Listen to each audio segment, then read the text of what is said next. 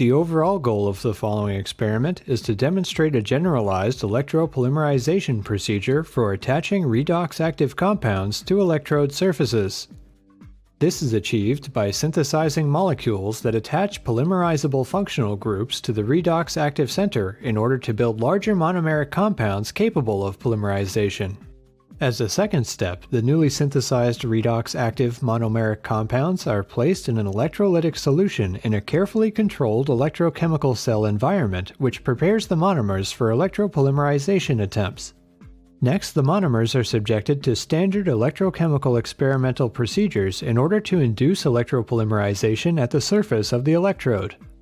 The results show whether or not stable electropolymer surface-modified electrodes are produced based on follow-up cyclic voltammetry experiments in fresh electrolyte solution absent of the monomer precursor and UV-Vis spectroscopy of film-modified fluorine-doped tin oxide or FTO slides.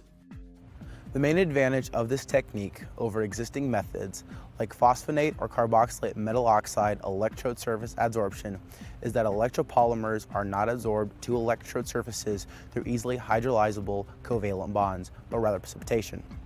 This makes electropolymers a viable substrate material operating on electrode surfaces over a wide pH range and can be placed on a number of electroactive substrates. This method can help answer key questions in the solar fuels field, like can we use modified electrodes to absorb and convert light energy into electrical energy? And can we use modified electrodes to perform electrocatalytic conversions of abundant small molecules into stored energy? Generally speaking, this method allows us to learn about fundamental differences between freely diffusing and surface-attached inorganic and organometallic compounds. Generally,